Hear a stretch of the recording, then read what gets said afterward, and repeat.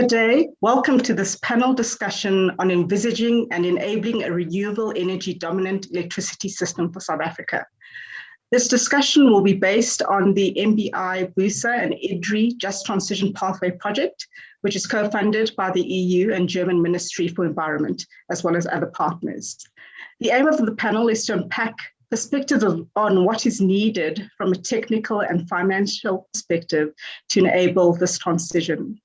Up first, we will have Mr. Steve Nichols, who's head of the Environment and Sustainability Unit of the National Business Initiative in South Africa, to share his perspectives on why such a system is optimal for South Africa, based on this fact-based study that is led by business to inform a net zero power system in South Africa.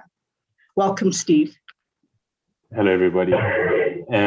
So we're going to run through the findings and as a sort of basis for the conversation, and just to let you get a sense of the levels of integration, interconnection with various systems within South Africa.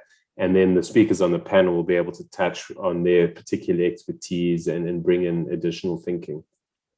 So as was mentioned, this is a study that's being done in partnership by NBI, BUSA, EDRI, and Boston Consulting Group.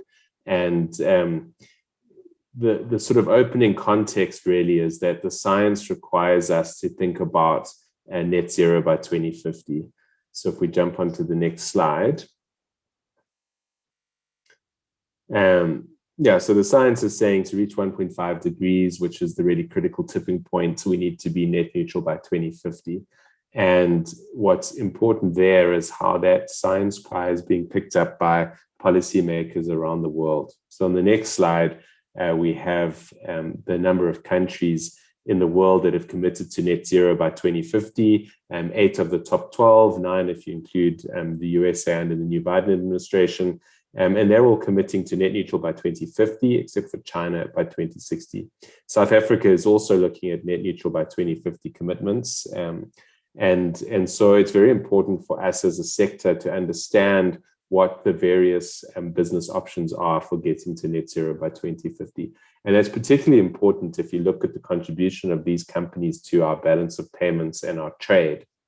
So the next slide shows these countries and their contribution to trade. And you'll see that it's the majority of South Africa's trade who've committed to net neutral by 2050. And some countries, especially the EU, are already starting to look at how they protect their climate investments, be it in infrastructure policy or markets, through border tariff adjustments. And so this becomes a critical issue for South Africa and our competitiveness. More importantly, when you look at our balance of payments, which is on the next slide. So if you look at our top 6 exports, that's probably not a portfolio you would choose if you were looking at a net zero portfolio. Our top 6 exports are platinum group metals. A third of platinum group metal demand comes from the autocatalytic converter in the internal combustion engine. So we anticipate a drop in demand for those measures, although there's the counter opportunity about the role of platinum group metals in fuel cells and hydrogen. Coal is likely to be out of the economy by 2050. Iron ore, gold, ferroalloys, all key components. Key component is the energy input price. So the decisions we make around energy systems will impact competitiveness of those sectors. And of course, motor vehicles and parts, predominantly internal combustion engines, could be an opportunity if we switch to electric vehicles. But the implication of that is South Africa's ability to repay debt, and therefore our credit rating and our currency valuations are all at risk. And so how we respond is really important, and hence the importance of the study that we're doing, looking at net neutral pathways by 2050. Jumping on to the next slide. So what we're trying to do here, as I said, is really try to establish the fact base. We're not attempting to prescribe to anybody what options they should choose, but at least so we can have a public and transparent conversation around what our options are. Jumping on to the next slide. So this is a very inclusive project. It's run over the last 6 months and will continue out until COP26. but really has a lot of advisory groups, including a big CEO champion group, a wide group of people advising us on the project from civil society and labor, and then a core steering committee of company representatives. But the real magic happens in these technical committees where we consult with industry experts on various sectors to get their input, and we do that in an iterative basis. So the results you're about to see, although we still mark them preliminary, are the results of 7 of these consultation processes. So we have a reasonable confidence in our outcomes. Jumping on. So into the detail of the energy sector, and this is based on Plexos modeling. It's the same modeling that our energy provider Eskom use, and we built this in consultation with various industry experts as well as working with Eskom. And if you take the worst possible assumptions in that model for renewables and the best possible assumptions for nuclear and coal, you still get renewables emerging as the top choice, both in terms of price and in terms of emissions. But also we take the lack of variation or the lower amount of variation of the renewables compared to the others in response to those sensitivity variables as a proxy of risk. So it's the least cost, least emissions, and least risk. And so we use renewables as a starting point, being the cheapest system in terms of our energy discussions. So if we go on to the next slide, it does matter how you implement the renewable system. So getting to net zero, our modeling has shown you would build renewables and gas for peaking to get to about 76 megatons. From there to 12 megatons of emissions, you would overbuild renewables and might need a marginal basement cost or a carbon price of 670 Rand a ton. And then as you go to zero, you need to either take out those gas emissions using direct air capture or switch to hydrogen. And hydrogen has a bunch of cross-sector benefits, and some of the panelists will talk about those in steel, cement, transport, chemicals. And so we anticipate that's going to be a big part of the South African economy, particularly as it has an export opportunity and can therefore contribute to that balance of payments that we spoke about earlier. The pathway, though, from that starting point to the final emissions reductions can vary. And so it's important to consider what that looks like. And so on the next slide, we considered 2 bookend scenarios, so the 2 extremes of the potential scenarios. One is letting the model optimize for emissions, and then it kind of closes coal in South Africa by 2042 and ramps up renewables very early.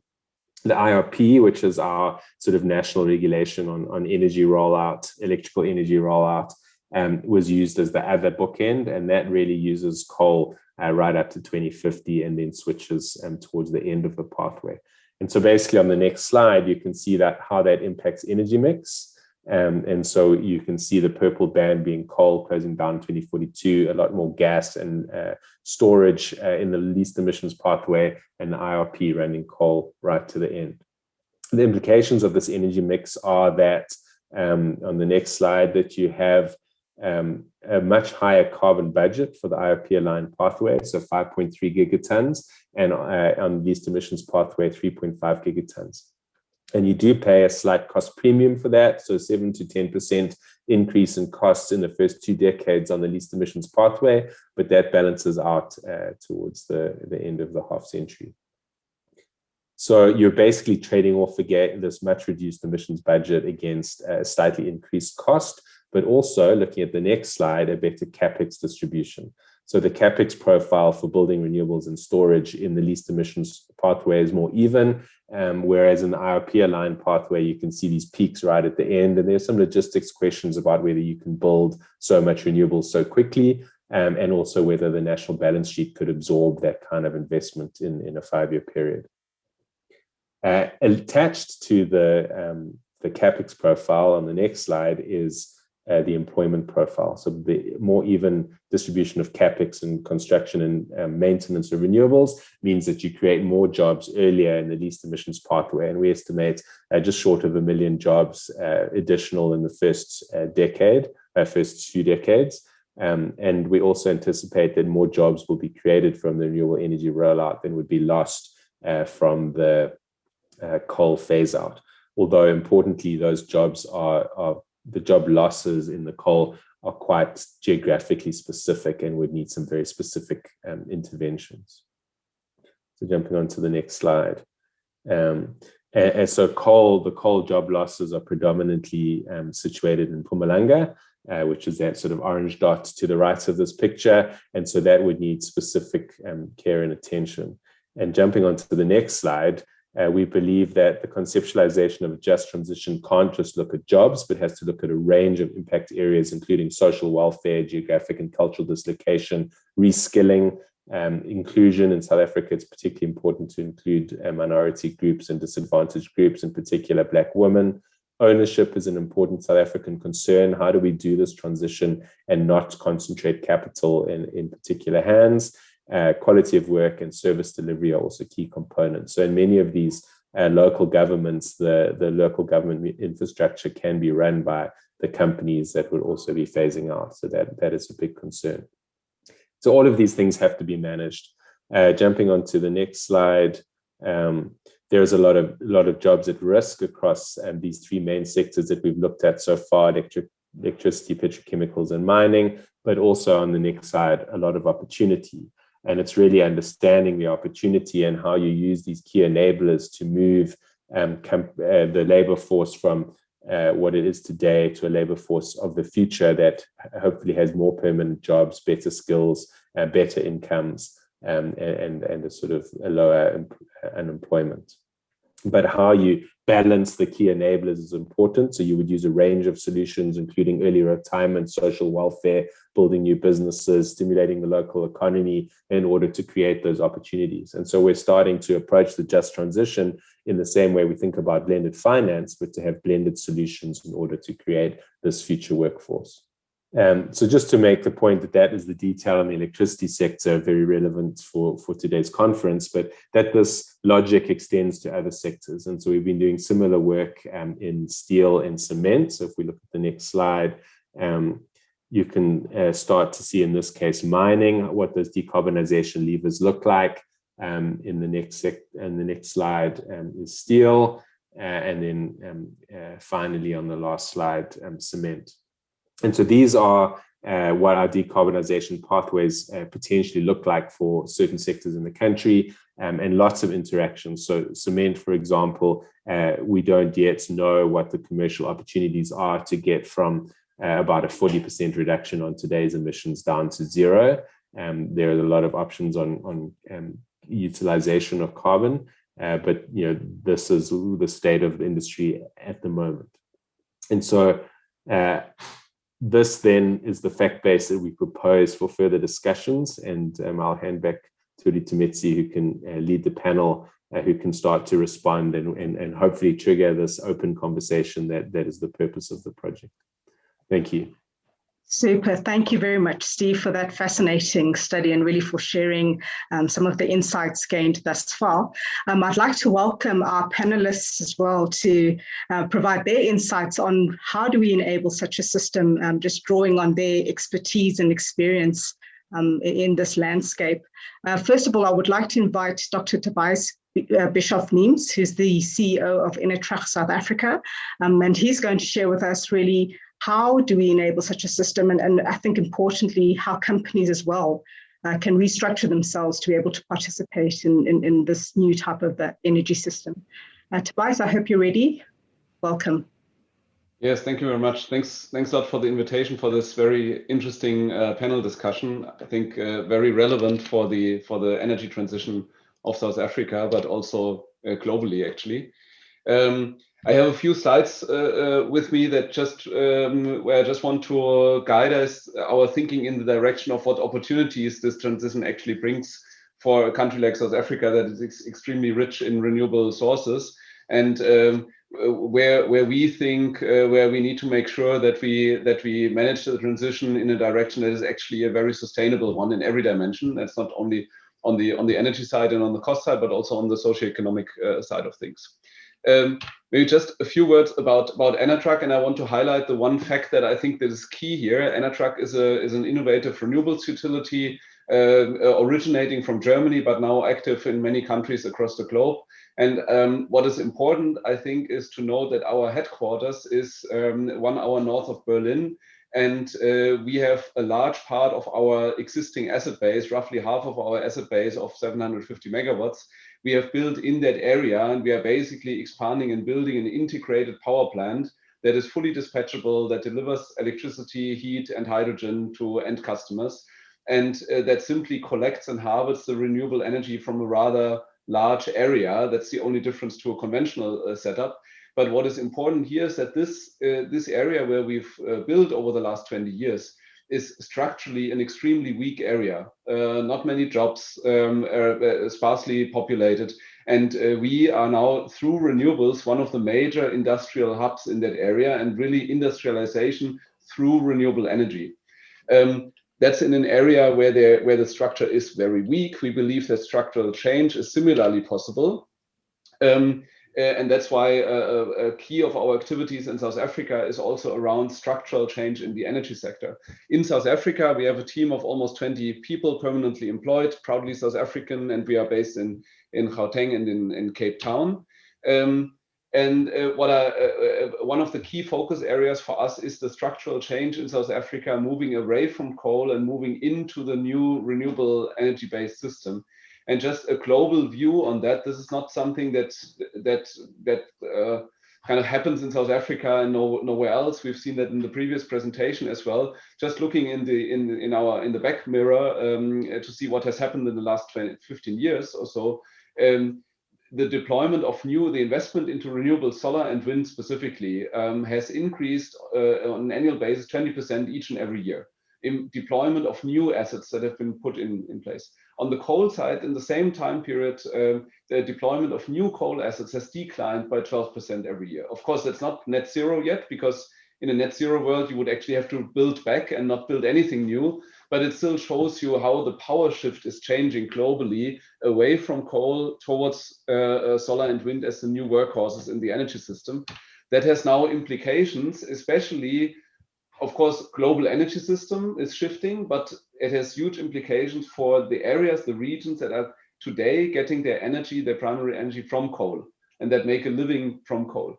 That is not something unique to South Africa. It has implications for any coal region anywhere in the world, including countries like Germany, where we have the coal region Lusatia, that's very similar to the South African Mpumalanga, just a bit smaller, but very, very similar structurally, everything around coal.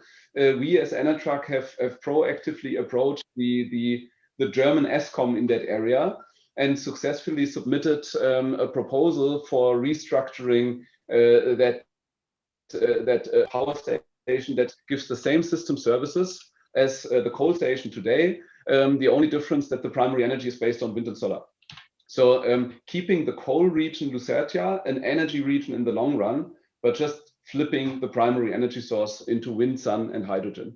As I said, we do this together with other renewables players and with the current coal operator. We strongly believe in a collaborative approach to that. A heads-on fight of the old energy world and the new energy world will not lead us anywhere. That's our strong belief. Then we rather delay the whole process.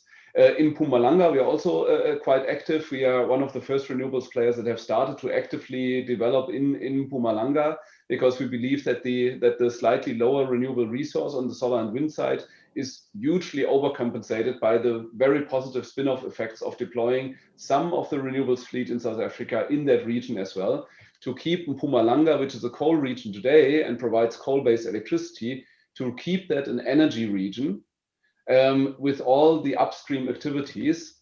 And the only difference, again, switching the primary energy from coal, away from coal, into sun and wind. So we are ready to support that. And if we look a little bit longer, and that's very much reflecting and building on what the NBI study did as well, we think there's huge export potential beyond the electricity sector of South Africa, which needs in the long run something like 100 gigawatt of wind and 100 gigawatt of solar. But South Africa is an export nation. So if we think beyond pure domestic electricity demand and think of green hydrogen-based products, green ammonia, green aviation fuel, green steel, then we can easily envisage 300 gigawatt of solar and 300 gigawatt of wind in the long run. And these 2/3 overbuild are basically providing the energy for the export market. That can be the foundation for basically beneficiating South African wind and sun. The same as South Africa has beneficiated underground resources for a very long time, and it's now beneficiating above ground resources. Europe, of course, could be a potential off-taker that has the money to pay, but has less resources and less availability of energy.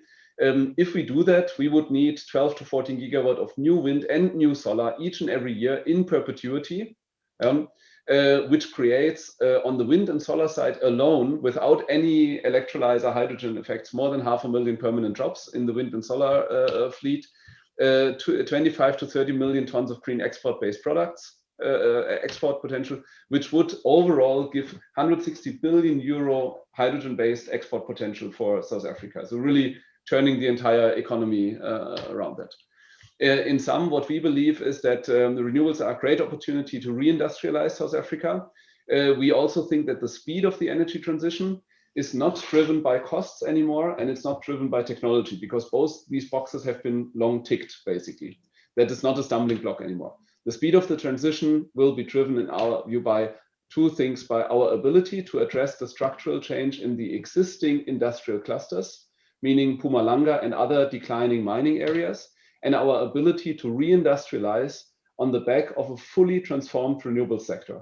If we don't achieve that, if we wake up in 2030, 2035, and the South African renewable sector is not fully transformed, then we've really done something wrong, because we are creating something new from scratch, and there it's much easier to build in a transformed way right from the start. Green hydrogen is a link here that gives an export potential and gives the opportunity to bring some of the benefits of the energy transition into the existing regions, coal region, create a competitive export article for South Africa. And as such, the renewable sector to us is much broader than solar PV and wind electricity, which is sometimes condensed to, and I think it's much more than that. Thank you very much, and I'm looking forward to the discussion around this very exciting topic. Tobias, thank you very much for sharing those very interesting insights and experience on what actually can take place on the ground.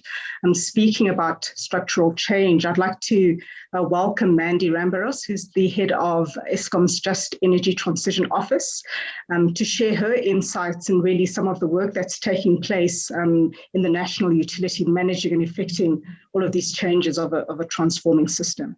Mandy, I'd like to welcome you. Please go ahead and share your insights. Thank you so much, to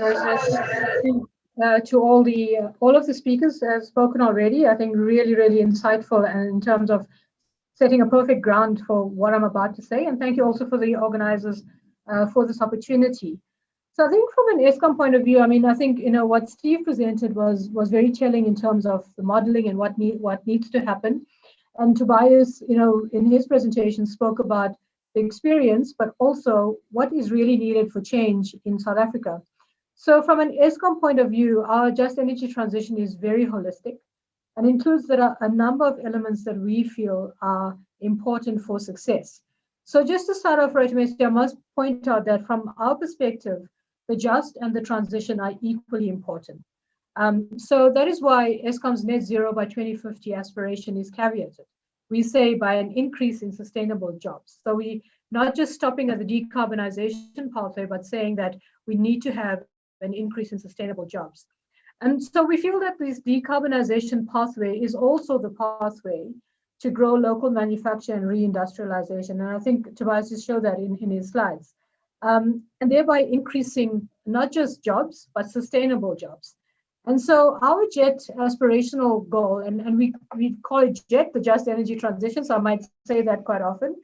The JET is backed by very strategic objectives, and that is accelerating repurposing and repowering of our power stations, our existing coal-fired power stations. And we're looking at doing that through partnership models. Given the level of debt that Eskom is in and the difficulty with accessing finance and a number of other barriers, we feel that looking at innovative partnerships is extremely important. The same for the execution of the renewables energy strategy, looking at partnership models, looking at innovative financing models, making sure that we ensure that we have a positive social impact through local manufacture, job creation. It's not just about putting renewables on the ground.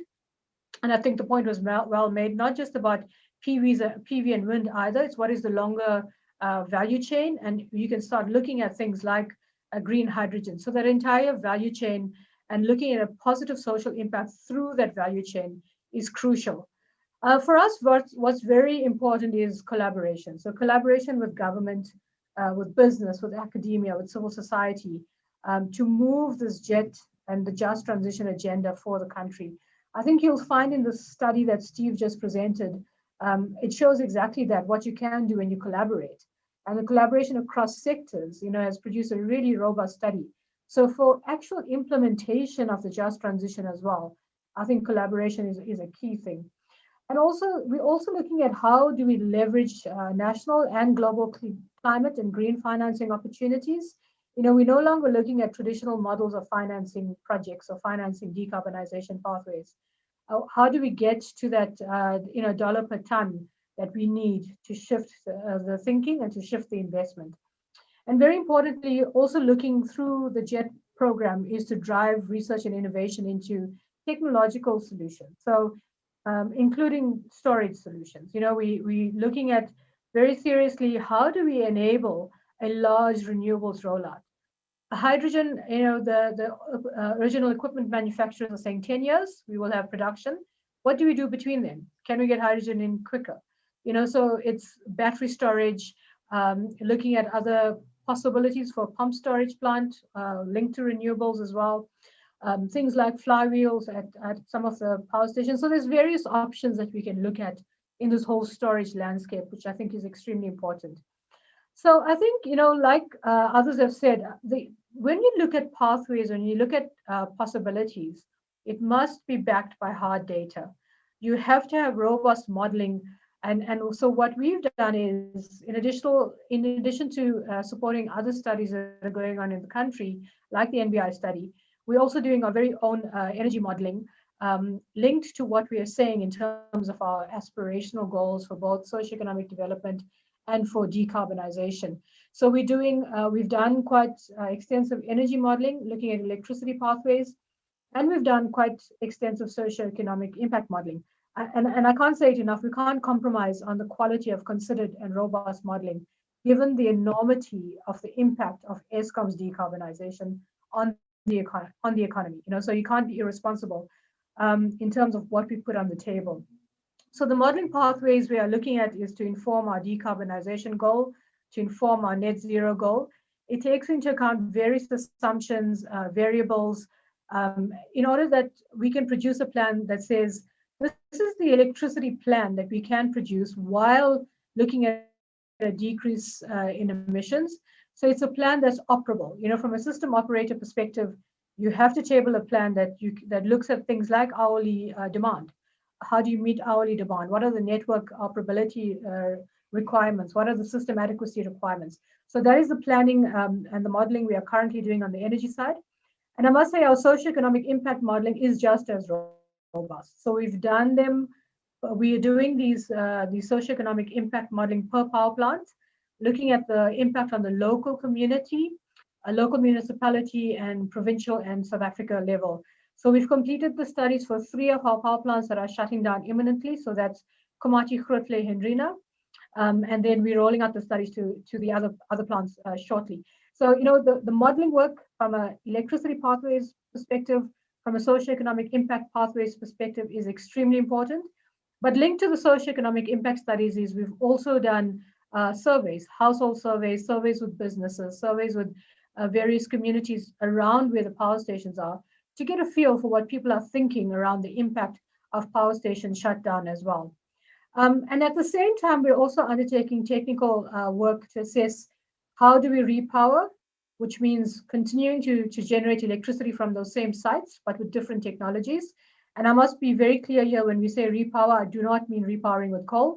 I mean repowering with other technologies that will help us on this net zero pathway and reduce our emissions, but also create the positive social impact that I spoke about. And then we're also looking at repurposing opportunities. So what are the opportunities other than electricity production? And they're not mutually exclusive. You can do both at the same site. Our power station sites are pretty huge. If you haven't been to a coal-fired power station, I suggest you visit one soon before they're all shut down and you don't have the opportunity. So I think the repowering and the repurposing is a key part of our strategy. And so how do we do all of this? It sounds like, quite a lot that I've said in terms of what we're busy doing. that we're not going to do this alone. That's absolutely for sure. We're not going to do this alone. So I think from our perspective, collaboration is a key enabler for moving the JET strategy from a country perspective. Collaboration, policy alignment, and financing and innovation around partnership and financing, I think, are some of the key enablers. So we've had various discussions with various constituencies over the last year, linked to the strategic objectives I shared earlier. And I say a lot, I spend a lot of my time talking to people around Eskom's just energy transition strategy, but that is so important in terms of making sure we're aligned, that we're pulling together towards the same vision. And what we are doing is we're following up these, they're nice to have conversations. It's nice to get people on the same page, but we also need to back it up with implementation, with how are we actually going to drive this. So we are following some of these up with memorandums of cooperation. So we work meaningfully together. We're also ensuring that we're aligning with government policy and thinking in this regard with regular engagements with government on the frameworks that are related to just energy transition. And like I say, these various studies we're doing, these conversations, all of these assessment work we're doing is very important to ensure that we have a firm foundation for implementation. We will continue to engage in various methods, in various forms, in these kinds of webinars, one-on-one meetings with the Eskom team. And I want to say that we are very open to discussing collaboration, collaborative efforts. How do we work on this together? So there's an open invitation to collaborate with us. We're also in the middle of completing internal governance and due diligence work to action the repurposing and repowering. So we went out on RFI, a request for information and expressions of interest. We got a lot of input from the market. And so now the next step is to go out on requests for proposals, but we're completing a lot of internal governance work. Like I say, there's some innovative things we're thinking about in terms of partnerships, in terms of financing. Some of these things Eskom has not done before. So we have to make, and we're a public company, we're subject to a number of regulations, we're highly regulated. So we want to make sure that we complete the due diligence on all of that. And then we want to go out on RFP and get implementation on the ground. I must say, with all of the stuff we have going on, it's exciting. It's not easy. There's a lot of things, a lot of boxes you have to check, a lot of things that you have to make sure that you're doing correctly. But I still feel extremely optimistic about the road ahead. I think there's a lot of excitement in terms of what we can do, not just as Eskom, but as a country, in terms of the just energy transition. And all of the, like I say, all of the constituencies we're speaking to are saying a similar thing. So I think personally, Rashmi, I don't know if I'm very overly optimistic, but I think that South Africa can become the real tangible example of how to transition and how to transition in a just manner. So I'm going to stop there, and I'm very happy to engage on questions and in the panel. Thank you. Yeah. Thank you very much, Mandy, for, I think, what has been quite a candid and detailed overview of maybe that complete structural overhaul that Tobias also spoke about earlier on. I'm just noting the amount of time that we have available. I'd like to welcome Dr. Rebecca Maserumule, who's from the Department of Science and Innovation and is the Chief Director for Hydrogen and Energy. I think Mandy in her speech as well spoke quite a lot about the need for innovation and research and technology. And Rebecca is just going to give some insight into what we have already done as a country and perhaps our vision going forward. Rebecca, I'd like to welcome you warmly. Please go ahead.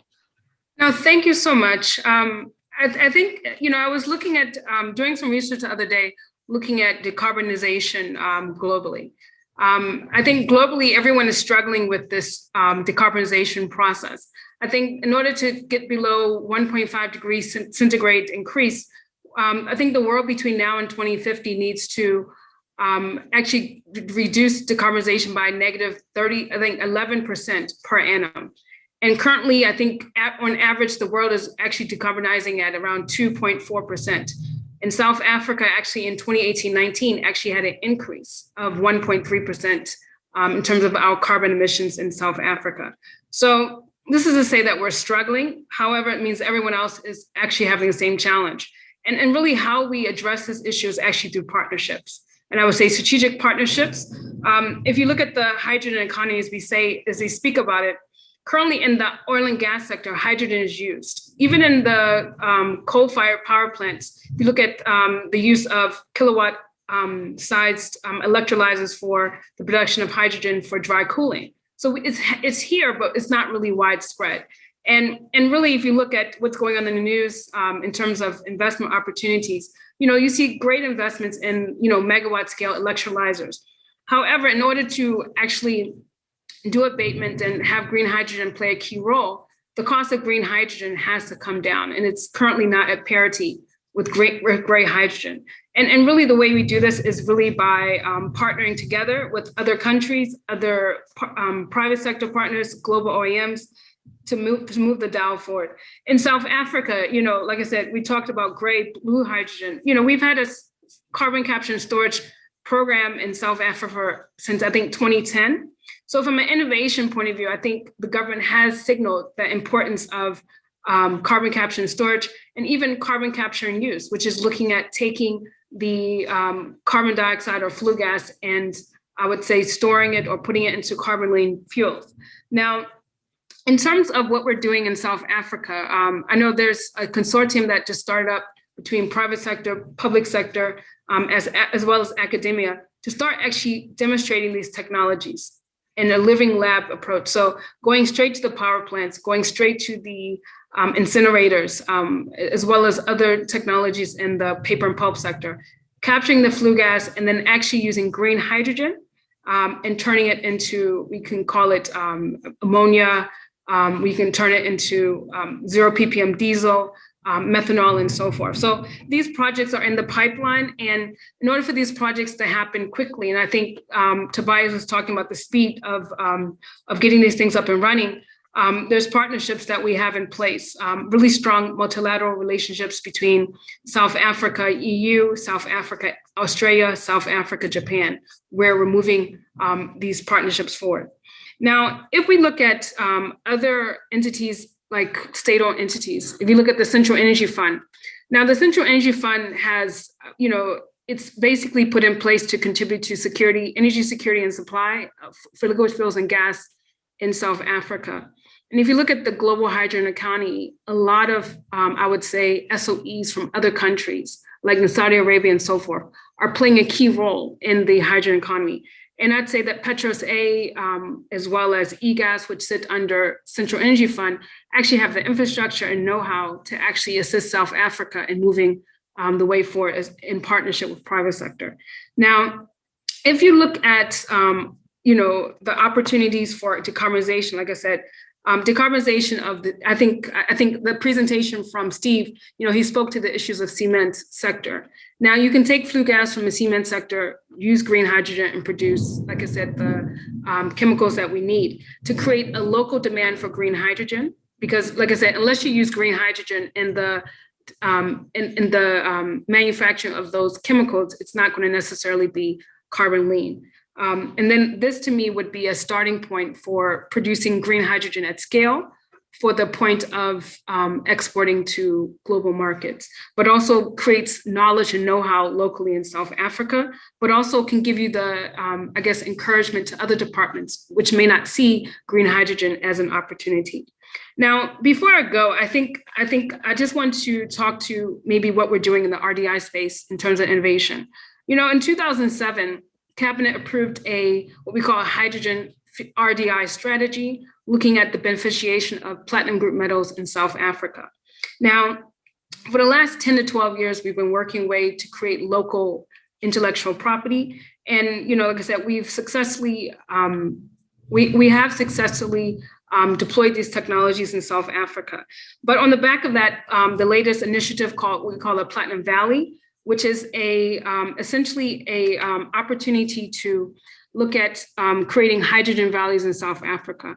So for us, the first one will start in Limpopo province around the Makalakwana mining precinct, moving through to Johannesburg around the OR Tambo International Airport, going through to Durban, looking at the King Shaka Airport. So this project is getting up and running, and we're looking for private sector partners as well as public sector partners in academia to really do the scale up of hydrogen in this area of focus. So again, this is basically supporting South Africa's economic recovery and reconstruction plan that was unveiled by the president, I think last year at the end of the calendar year. Thank you. Thank you very much, Rebecca. I think that's really interesting in terms of the developments that we've made as a country, and I hope we're really best placed to take advantage of the opportunities that are emerging. I'd like to now welcome Mr. Ollie Olsen, who's a Senior Research Fellow at the Stockholm Environment Institute, and he's going to be sharing some insights and unpacking what the opportunities are for a global transition to net zero emission, particularly in heavy industries. Ollie, you're most welcome. Please share your insights with us. Thank you. It's good to be with you guys. My name is Ollie Olsen, as Sue said. I'm a researcher at the Stockholm Environment Institute, and I spend a decent chunk of my time trying to understand how and basically when heavy industry globally can transition to something that's a Paris-compatible decarbonization pathway, basically. And this essentially means getting to net zero by 2050. So I'd like to share some quick insights from this context, and also showcase an ongoing initiative where we try to get governments and businesses to collaborate and accelerate this transition. So just to sort of give some perspective, when we talk about industry in the role of global decarbonization, industry typically makes up about 30% of global greenhouse gas emissions, and most of those 30% are actually concentrated in a few sectors. All of them have been mentioned here earlier. So it's basically cement, iron and steel, and chemicals, including petrochemicals and refineries.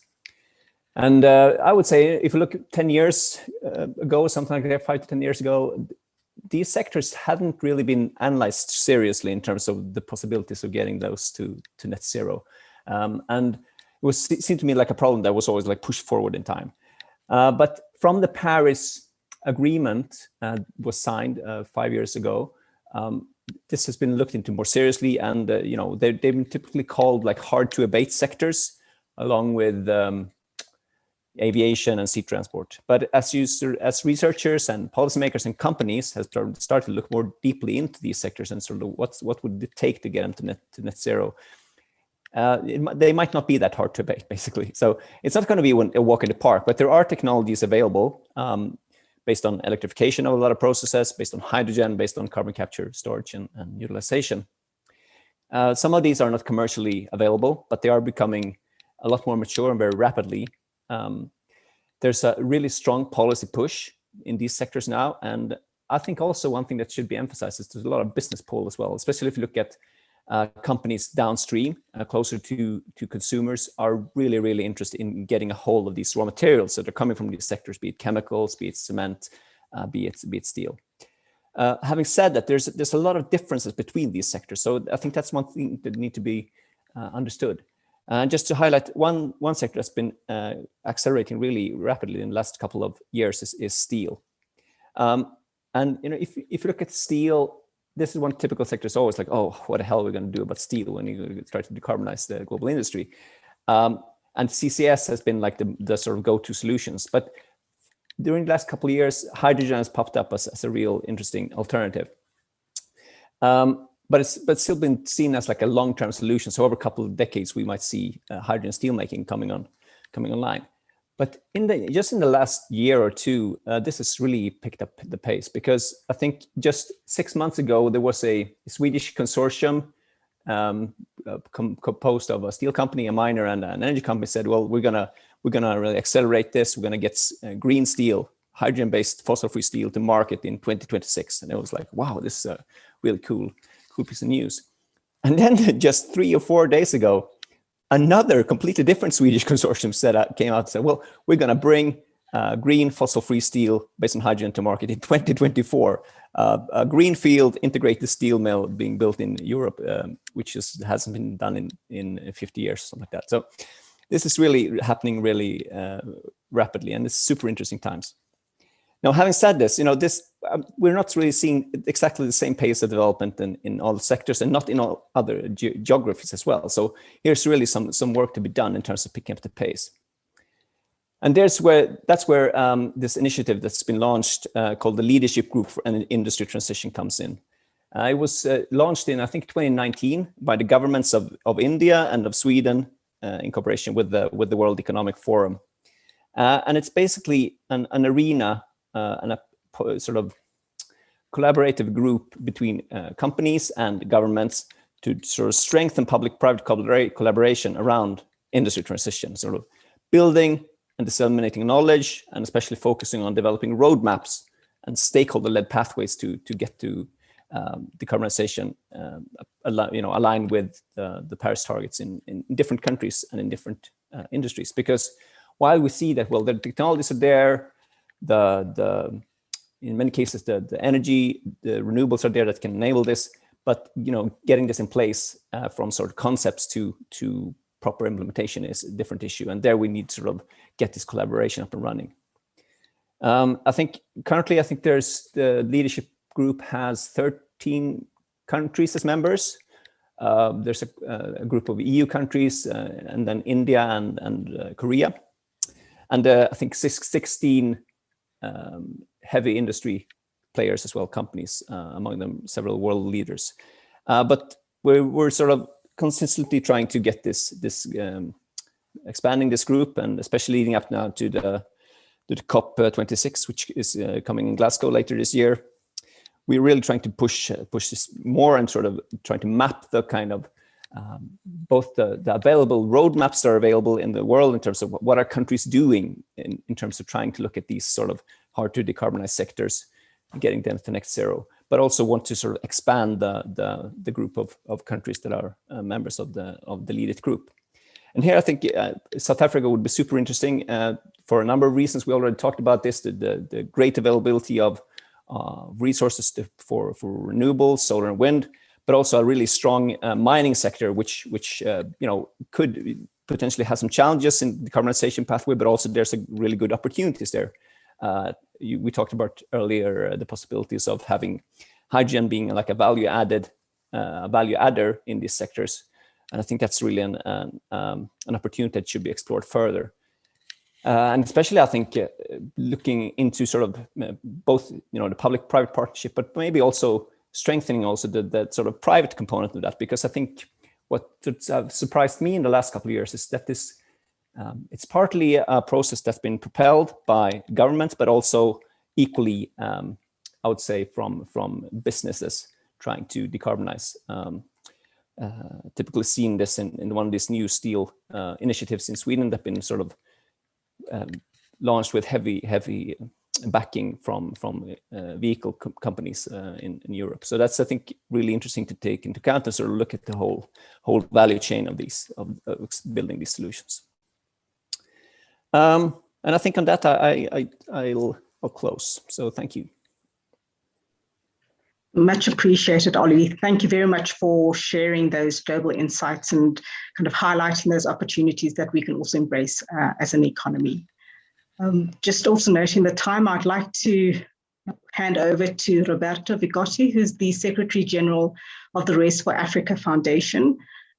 Roberto will be unpacking his insights and experience, which is quite vast, in how we can also achieve this transition in the energy system. Roberto, thank you so much for waiting patiently. I'm sure you've been as enthralled as we have with all these interesting insights and developments. I'd like to welcome you. Please go ahead and just share your knowledge as well on what's happening and what we can do.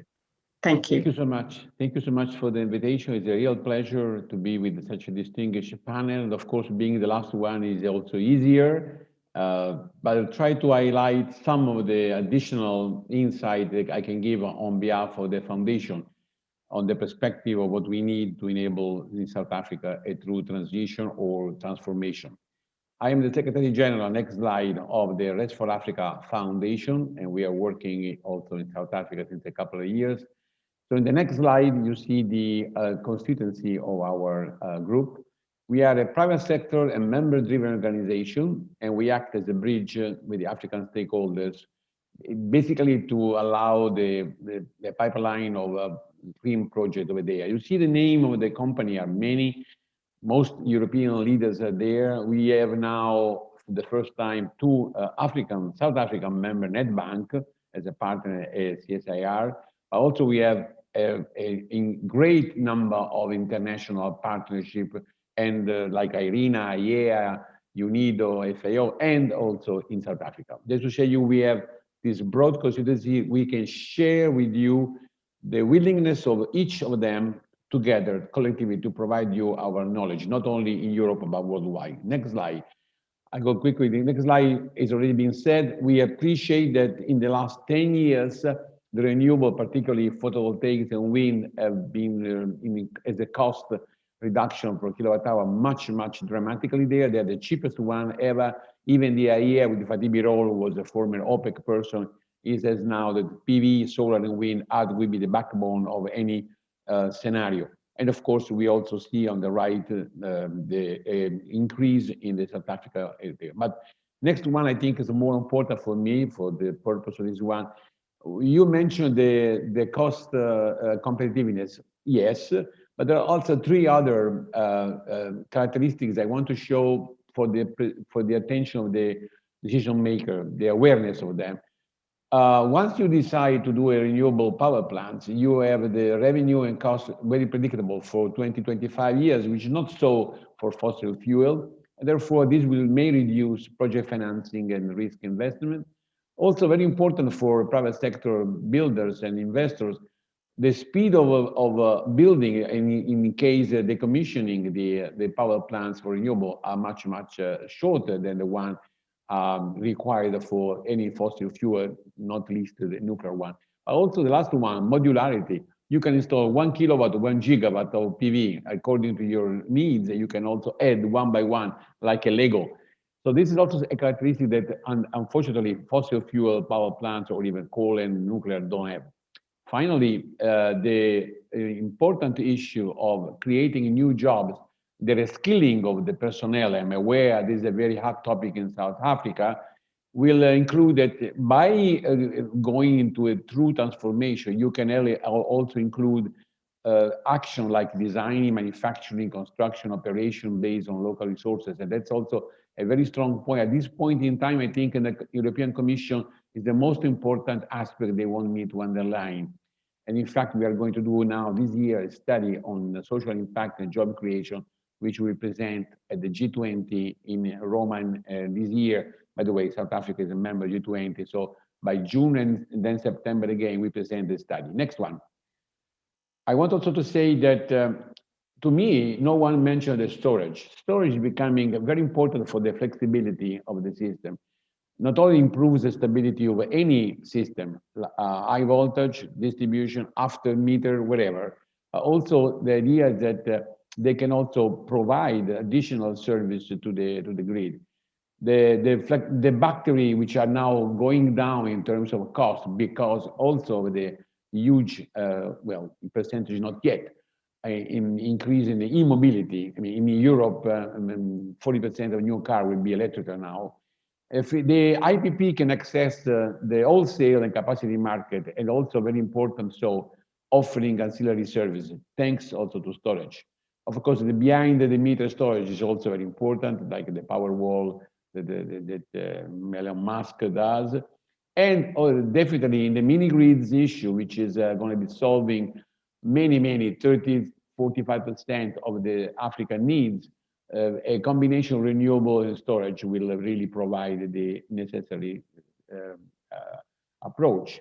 So we are increasingly available, affordable, and cheaper. So this storage is something not to be neglected because it is as important as hydrogen as we see. Next slide shows also very quickly the future. On the right, the one I think we are launching now, digitalization.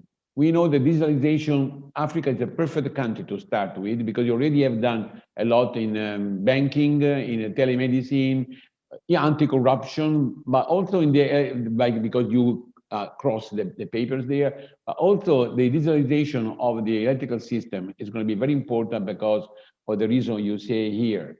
And I don't want to go on. We are launching 2 webinars on digitalization by mid-April and mid-May, and I will be glad to keep you informed about this webinar done to 300-400 African people, and they're of course free, and the foundation will offer our know-how there.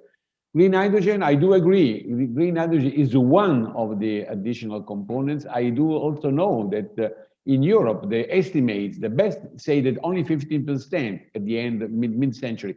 So we have to pursue the green hydrogen, must be green, not only blue, not only gray, as the fossil fuel industry is trying to sell, equivalent. They can be complementary. But definitely, I agree, South Africa could be a leading global player in green hydrogen, and of course, the coupling of green hydrogen, renewable there it's okay. Now, I know that decarbonization, to be effective, cannot be done only to electrical power only, even though sector coupling for e-mobility, industry, domestic is also there. But of course, green hydrogen and other power tweaks are important. So welcome the action done, not to do too much trust on only hydrogen, even though it's the new name of the game, but it's certainly part of our future mix. Next slide also quickly goes in investment. We have both financial investment, educational investment. The financial one is, of course, much easier to appreciate. You can read them, particularly the last one. I think we want to support not only ESCOM, but the all grids, because as we know, the grid reinforcement, the grid execution must be parallel to the renewable cleaner generation. Sometimes I have the impression that we talk about renewable choices, geothermal versus solar versus wind versus other, and like you talk about cars, I want to buy an Alfa Romeo, a Ferrari, and we neglect the roads or the highways, which are the grids. I think it's very important, particularly in many, many African countries where the utility do not have any money. They are almost bankrupt to go to there. You have to allow, that's my message, private sector, international private sector to come and invest in grids. And that's not so at the moment. Very, very small allowance from the regulatory to have the private sector investing in the grids. And then education, of course, is very clear. We have a tradition of a training course, a vocational course. I think all those, we are working also with CSIR and others in South Africa to do the reskilling of the personnel, just showing how other country or other situation have done. A way to go, no way to go back. And the last one I think is the one I want to offer you is the next slide, is the list of the 6 priority topics. The foundation I'm the honor to serve is now ongoing. We are doing we call a missing link, an investigation together with UNECA. Madame Vera Song is also our sponsor, on the openness, attractiveness, readiness of the African country, benchmarking at least 15 of them. And that's very interesting exercise. We are starting soon the country program there to present the results. And I think this is going to be a very important prerequisite for the transition. The Renew Africa is the risking investment program we want to propose. We want to push for the European Commission to finally do it, some kind of a European scaling solar. So far, the fragmentation of the European instrument is such that they are not impactful. So it's a big topic we are going to launch also in the country, in the 6 countries to come, and also in the G20. Access to Energy Program, we do believe also that we have a water, energy, food approach to be done. Grids for Africa, I mentioned, digitalization and job economy, clean energy. We are going to do a flagship publication with Irina UNECA. So with all these 6 things, I offer to all of you, including our friend Mandy from ESCOM, a possibility to contribute to the discussion. Thank you so much for your attention, and be back to you whenever you want. Super. Thank you very much, Roberto, for rounding up what has been quite a comprehensive and incisive set of reflections from our esteemed panelists. Thank you so much for generously giving your time and your insights and perspectives and making this session so interesting. I'd also like to thank the audience that's participating, and just to let you know that we will shortly be opening up for questions to the panelists and to the speakers. So thank you very much.